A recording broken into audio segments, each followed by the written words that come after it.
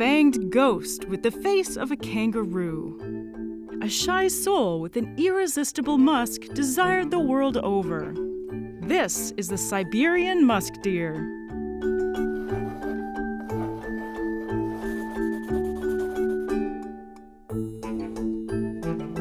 Hi, I'm Danielle Dufault, and you're watching Animalogic. The Siberian musk deer is one of several species of musk deer in the Muskidae family. They can be found in the mountains and grasslands of Northeast Asia, but they're most commonly found in the snowy mountain forests of Siberia, hence their name. Their fangs are more like daggers, which they use to protect their territories. In this land of frigid scarcity, controlling a productive plot of land is the difference between life and death in Siberia's dead cold of winter.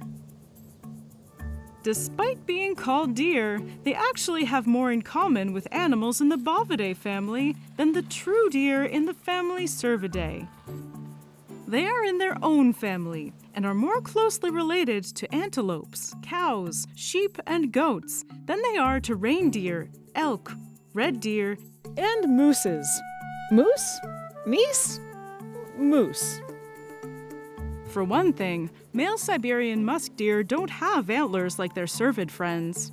Instead, they have a pair of tusks, which look like fangs. They can reach about 10 centimeters long, and they never stop growing their whole lives. Older males tend to have the largest tusks. Cervids have preorbital glands near their eyes, which they use to mark their scent, communicate with other animals, and spray pheromones. But the musk deer's scent glands aren't on their faces. They're all the way around back. Yep, right there, in a little golf ball-sized sac right in front of their genitals. This musk gland is what makes them musk deer. The males spray their musk to mark their territory and attract females for mating. And their odor is so strong.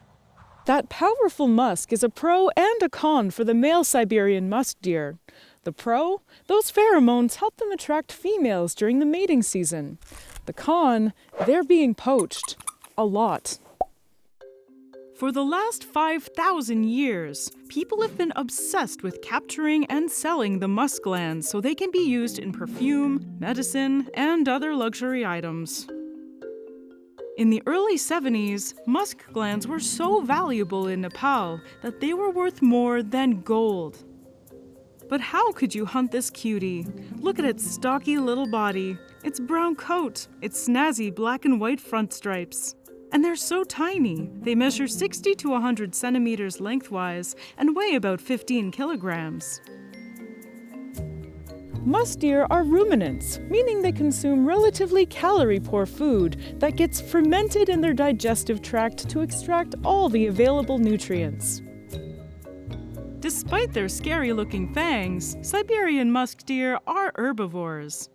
But in the frozen hills of Siberia, which can get to minus 70 degrees Celsius, colder than the average temperature of Mars, there isn't much to eat in the winter. Their menu is limited to pine needles, leaves, bark, maple, honeysuckle, shoots, but mostly lichen. They forage for it at night, sometimes traveling kilometers at a time on well-worn tracks they create and use over and over again. In the cold winters, when food is scarce, the Siberian musk deer is able to survive on lichens that grow on evergreen trees. They make up to 99% of their winter diet. Wow, they lichen it a lot! The great thing about lichen is that it can extract nutrients from tree bark and even rocks. And Siberian musk deer will need all the nutrients they can get to survive the frigid winter months. Musk deer find lichen by climbing bent tree trunks that can take them up to 4 meters into the air. But don't worry, they're not afraid of heights. They can be found on steep mountainous slopes just like their goat cousins.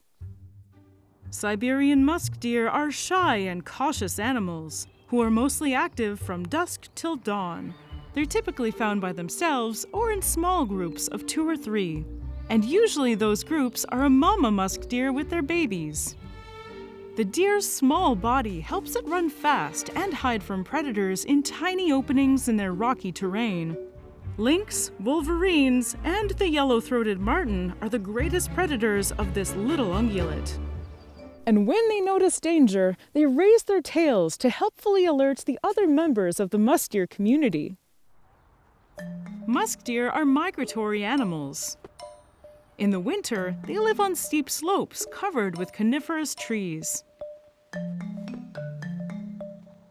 While they can move easily on top of snow because of their light weight, navigating deep, loose snow can be difficult and dangerous. When this kind of snow blocks their familiar paths for food, they must create new accessible winter paths. This is an adaptation to find food in hard-to-reach places, but also to escape predators for whom musk deer might be the only available prey. Death is always afoot in this unforgiving land. And so, the musk deer has learned to live in the shadows. In the summer, they move down to grassy meadows along the river valleys of their mountain homes. During the spring and fall, Siberian musk deer use communal toilets, which obviously produces very strong odors. The deer use the scent of their feces to communicate with one another. They're not very vocal. Their call is just a soft hissing sound. Remember, very shy, very smelly. Not much is known about how Siberian musk deer mate. Mating season is November and December. That's when young male deers develop their tusks, which threaten rival males and impress members of the opposite sex. And don't forget about their musk glands that secrete powerful mate-attracting pheromones. After mating, it takes about 6 months of gestation before 1 or 2 fawns are born in late spring. Females give birth in special areas, under dense shrubs, low branches of fir, or around fallen trees. The babies live with their mothers until they're 2, although they reach sexual maturity around 15 to 18 months old. Siberian musk deer live about 10 to 20 years. Because of illegal poaching and deforestation, musk deer populations are declining.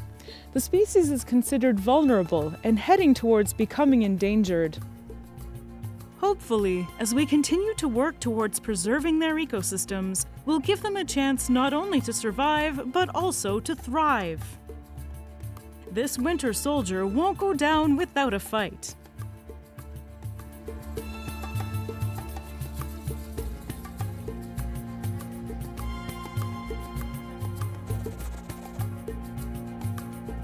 So what should we talk about next? Please let me know in the comments and be sure to subscribe for new episodes every week. Thanks for watching. See ya!